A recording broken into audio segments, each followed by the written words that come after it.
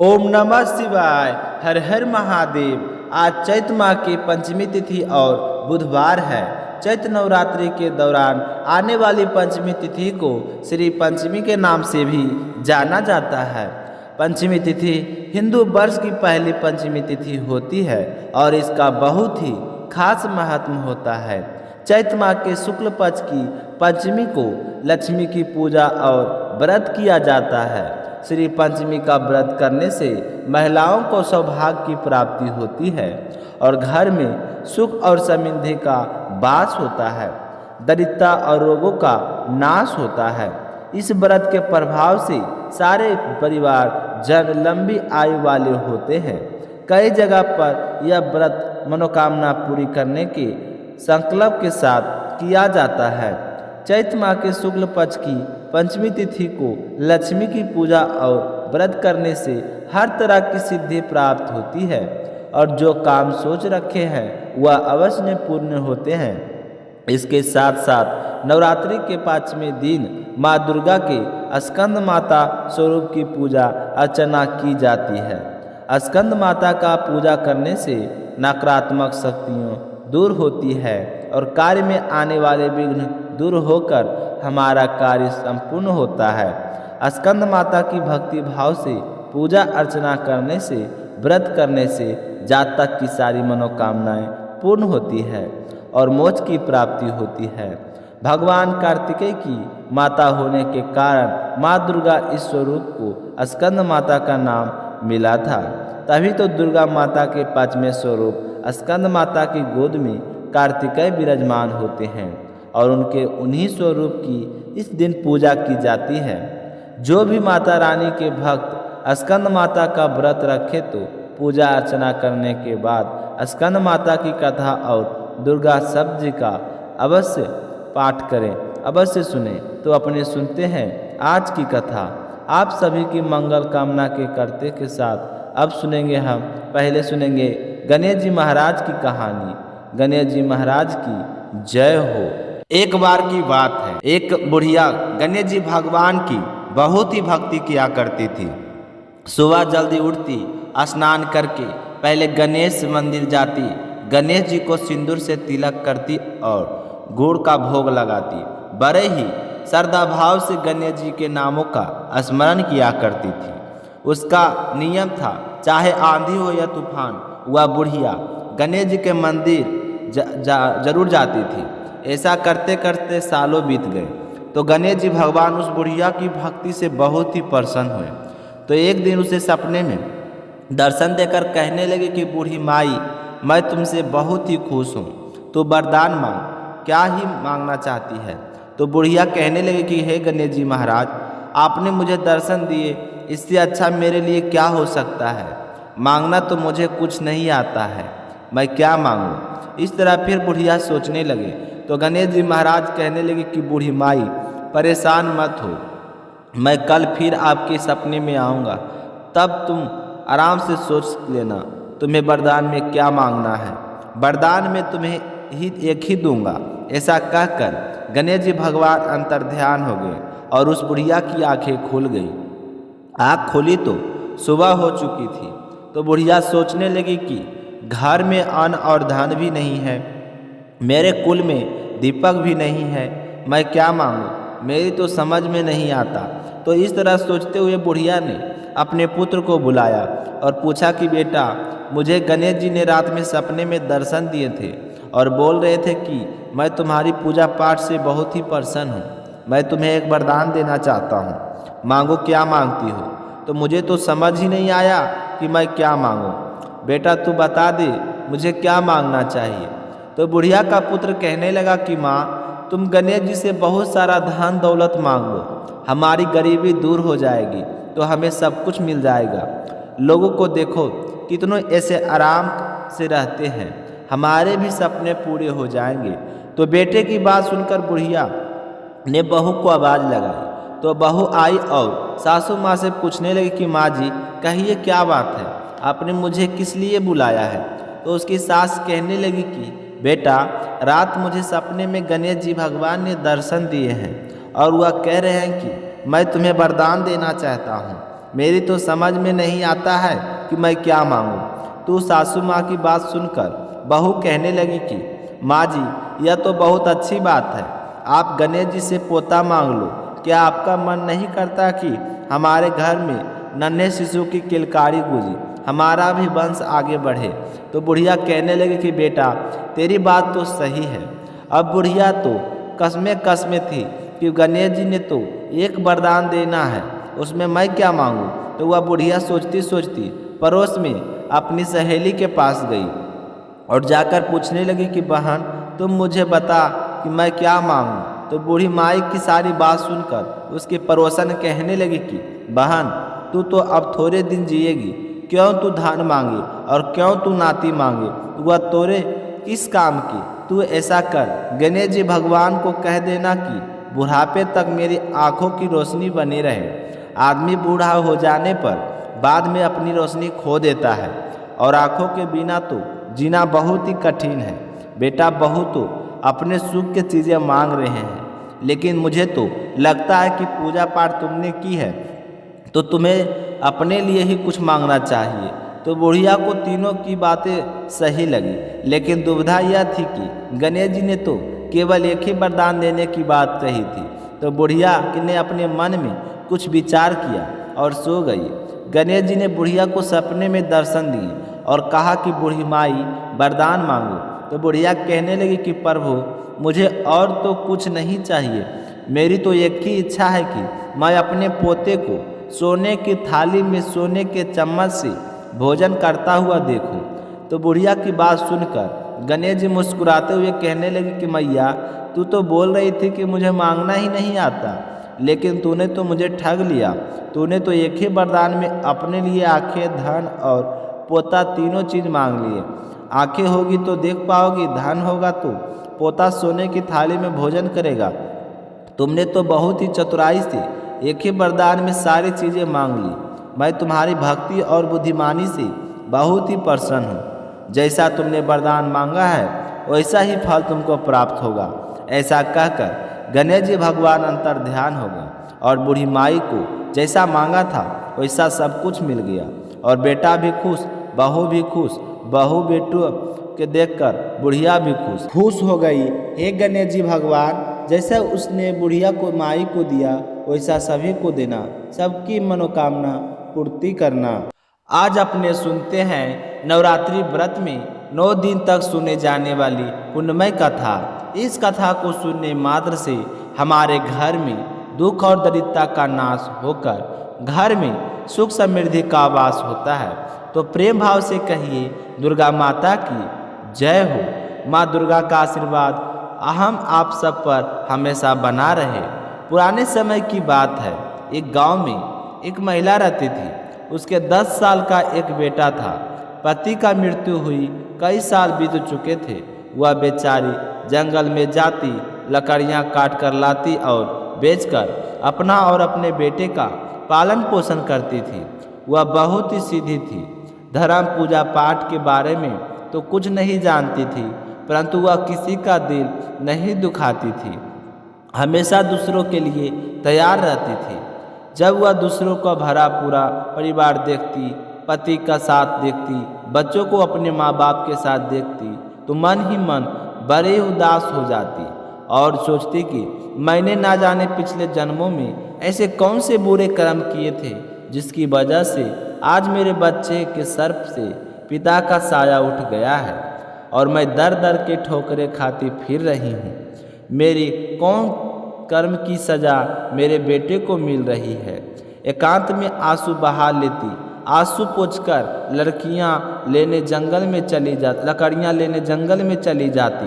रास्ते में माता रानी का मंदिर पड़ता था। तो एक बार नवरात्रि का पहला दिन था और मंदिर में माता रानी के भजन कीर्तन हो रहे थे।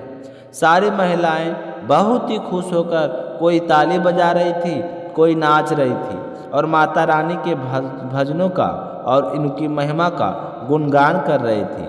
तो जैसे ही भजनों की मधुर आवाज़ उसके कानों में पड़ी तो वह सोचने लगे कि क्यों ना आज मैं भी माता रानी के दर्शन करके आती हूँ। यह महिलाएं 4-5 महीनों बाद यहाँ पर क्यों इकट्ठा होती है क्या कर रही है? देखो तो सही, हुआ बेचारी भोली भाली थी, व्रत के बारे में कुछ नहीं जानती थी। तो वह लकड़ी के गट्ठर को एक और रखा मंदिर में चली गई। जब उन महिलाओं के भजन कीर्तन समान स्मरण करते हुए उसने पूछने लगे कि बहन, आप क्या कर रही है? मैं हमेशा से देखती हूँ कि आप 5-6 महीने बाद यहाँ पर आती है और खूब भजन कीर्तन करती है और नाचती गाती है। और वहाँ पर एक वृद्ध महिला बैठी थी। वह कहने लगी कि बेटा, यह नवरात्रि के दिन चल रहे हैं। नवरात्रि का व्रत माता रानी को समर्पित है। चैत माह के शुक्ल पक्ष की प्रतिपदा तिथि से लेकर नवमी तक और अश्विनी माह के शुक्ल पक्ष की प्रतिपदा तिथि से लेकर नवमी तक दुर्गा माँ की व्रत पूजा पाठ और भजन कीर्तन किए जाते हैं और वही सही हम कर रहे हैं। तो वह कहने लगी कि माँ, इन व्रतों को करने से क्या होता है और दुर्गा माता की पूजा कैसे की जाती है और इसका हमें क्या फल मिलता है? कृपया करके मुझे बताइए। मुझे लगता है कि माता रानी के व्रत करने से अवश्य मेरी गरीबी दूर हो जाएगी, मेरे भी अच्छे दिन आ जाएंगे। तो वृद्ध महिला कहने लगी कि बेटा, प्रतिपदा तिथि से व्रत शुरू किए जाते हैं और आज प्रतिपदा तिथि है। तुम ऐसे करना, एक ही माता रानी की फोटो रख लेना, उसके समक्ष शुद्ध घी का दीपक जला लेना, पास में एक कलश पानी से भरकर रख लेना, उसके ऊपर ढक्कन लगाकर 1 या 2 रुपये का सिक्का रख देना और पास में एक मिट्टी के पात्र में जो बो देना, जिससे तुम्हारे भाग्य के संकेत तुम्हें मिल जाएंगे। तुम 9 दिन तक माता रानी की पूजा करोगे तो वह जो बता देंगे कि तुमसे माता रानी कितनी प्रसन्न है। फिर उन्हें रोजाना स्नान करके माता रानी की पूजा करनी है और व्रत रखना है। अगर 9 दिन तक निराहार रह सको तो एक समय भोजन करके व्रत रखना। भोजन में लहसुन प्याज नहीं खानी चाहिए। भोजन करना है। जब 9 दिन पूरे हो जाए तो 9 कन्याओं को बुलाकर भोजन कराना। ऐसा करने से तुम्हारे घर में अन्न धन और सुख सौभाग्य का वास होगा। फिर तुम पूरी विधि के साथ कलश की स्थापना करना। और दुर्गा माँ बहुत ही दयालु है, वह अपने दीन भक्तों की पुकार बहुत ही जल्द सुन लेती है। मैंने तुम्हें व्रत रखने की बहुत ही आसान विधि बताए हैं। अब मैं तुम्हें एक कथा सुनाती हूँ। इस कथा को रोजाना जब भी दुर्गा माँ की पूजा करो तो जरूर सुनना चाहिए। यह कथा एक ऋषिवर सत्यव्रत की है और एक ब्राह्मण की है। इसमें बताया गया है कि किस तरह ऋषि सत्यव्रत के कहने पर एक गरीब ब्राह्मण ने नवरात्रि के व्रत किए थे, जिससे उसकी गरीबी दूर हो गई और वह सुखी और संपन्न हो गया। प्राचीन समय की बात है। एक कांचापुरी में एक सोमदत्त नाम का एक ब्राह्मण रहता था। उसके परिवार में उसकी पत्नी और 4 बच्चे थे। वह ब्राह्मण बहुत ही गरीब था। वह गरीबी के चलते बहुत ही परेशान रहता था। उसके पास आजीविका चलाने के लिए कोई साधन नहीं था। वह भिक्षा मांगकर अपने परिवार का भरण पोषण करता था। सुबह ही भिक्षा लेने के लिए निकल पड़ता और सायंकाल को लौट आता। जो भी कुछ मिलता बांटकर खा लेते। इस तरह बड़ी ही कठिनाइयों से उसका समय बीत रहा था। वह मन में तो बहुत दुखी रहता था, लेकिन बोलकर उसने कभी किसी से कुछ नहीं कहा था। हर समय उसे अपने बच्चे की चिंता सताती रहती। जब भी वह अपने श्याम को भिक्षा लेकर आता तो पहले स्नान करता, देवताओं पितरों तथा अतिथियों की पूजा करने के बाद में अपनी पत्नी से कहता कि पहले बच्चों को भोजन करवा दो। तो बच्चों को भोजन कर लेने के बाद में जो कुछ बचता था उसको वह भगवान का प्रसाद समझकर वह और उसकी पत्नी बड़े ही प्रेम भाव से खा लेते। इतना दुखी होने के बाद भी वह हमेशा दूसरों की सहायता के लिए हमेशा तैयार रहता था। उसके मन में अपार चिंता होने के बाद भी कभी भी उसने ना किसी से कुछ कहा और ना ही पैसा कमाने के लालच में कोई गलत काम किया। सदैव धर्म कर्म में लगा रहता था। अपने इंद्रियों का पर उसका पूर्ण नियंत्रण था। वह सदाचारी, धर्मात्मा और सत्यवादी था। उनके मन में भी कभी भी क्रोध, अहंकार और ईर्ष्या जैसे विचार नहीं आए थे। समय के साथ उसके बच्चे बड़े हो रहे थे और उनकी ज़रूरत भी बढ़ रही थी, लेकिन ब्राह्मण देवता के पास तो भिक्षा मांगना के अलावा दूसरा कोई साधन नहीं था जिससे उसका रोजगार बढ़ सके। तो एक दिन वह इसी चिंता में उधेर बुन करता हुआ जंगल के रास्ते से भिक्षा मांगने के लिए दूसरे गांव की ओर जा रहा था। तभी उसी जंगल में एक पीपल के पेड़ के नीचे बैठे हुए ऋषि दिखाई दिए। तो वह प्रणाम करके वहां पर बैठ गए। तो ऋषि उसे बड़े ही तेजस्वी दिखाई दे रहे थे। तो वह सोचने लगा कि पता नहीं इन साधु बाबा से मिलने के बाद भी मेरी समस्या का समाधान हो जाए, मुझे कोई आजीविका का साधन मिल जाए जिससे मेरे बच्चे भर पेट भोजन कर सके और उनके तन पर कपड़े हो। बस मेरी जरूरत तो पूरी हो जाए, मेरी तो यही दुआ है। यह सोचते हुए वहाँ पर बैठ गया। जब ऋषि सतवट ने अपनी आंखें खोली तो वह ब्राह्मण देवता ऋषि सतवट के प्रणाम करके कहने लगा कि हे ऋषिवर, आपकी बुद्धि अत्यंत विलक्षण है और आप अनेक शास्त्रों, विद्याओं और मंत्रों को ज्ञाता हैं। मैं तो एक गरीब और असहाय ब्राह्मण हूँ। मेरा भरा पूरा परिवार, लेकिन उनका पेट पालने के लिए मेरे पास कोई आजीविका नहीं है। आज कृपया करके मुझे कोई ऐसा उपाय बताइए जिससे मेरी गरीबी दूर होकर मेरे परिवार की जरूरतें पूरी हो। हे मुनिवर, आपसे यह पूछने का केवल इतना ही अभिप्राय है कि मुझ में अपने परिवार का भरण पोषण करने की शक्ति आ जाए। धन के अभाव के कारण मैं उन्हें समुचित सुख सुविधाएं नहीं दे सकता हूँ। हे दया निदान, तपदान, व्रत मंत्र अथवा कोई भी जब आप मुझे बताइए, मैं पूर्ण श्रद्धा भाव से करने के लिए तैयार हूँ। मुझसे मेरे परिवार का यह हालत देखी नहीं जाती। मुझे बस इतना सा ही धन जाए जिससे मेरा परिवार सुखी रहे, उनकी ज़रूरतें पूरी हो। तो सत्यवादी ऋषि ने कुछ देर ध्यान लगाते हुए ब्राह्मण देवता से कहा कि हे ब्राह्मण, तुम भगवती दुर्गा की आराधना करो। फिर भगवती दुर्गा की महिमा बताते हुए नवरात्रि व्रत करने की सलाह दी। तो ब्राह्मण देव ने सतव्रत को अपने गुरु बनाकर उनसे माया बीज नामक भुवनेश्वरी माँ को त्रिक दीक्षा ली। उसके बाद नवरात्रि के व्रत रखने शुरू कर दिए और उस मंत्र का नियम जाप करना शुरू कर दिया। उसने माँ भगवती दुर्गा की पूरी श्रद्धा और भक्ति पूर्वक आराधना की। 9 वर्षों तक प्रत्येक नवरात्रि में वह भगवती दुर्गा के माया बीज मंत्र का निरंतर जाप करता रहा।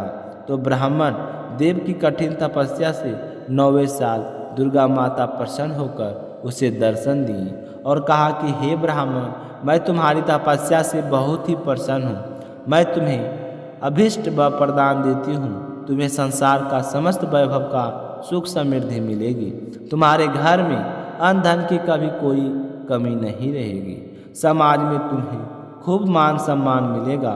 तू अपने जीवन में समस्त सुखों को भोग कर अंत में तुझे मोक्ष धाम की प्राप्ति होगी। तो माता इस तरह प्रसन्न होकर ब्राह्मण को वरदान देकर उसके सारे कष्टों को दूर कर दिए और उसे अतुल धन संपत्ति, मान सम्मान और समृद्धि का वरदान दिया। तो वरदान पाकर ब्राह्मण देवता बहुत ही प्रसन्न थे।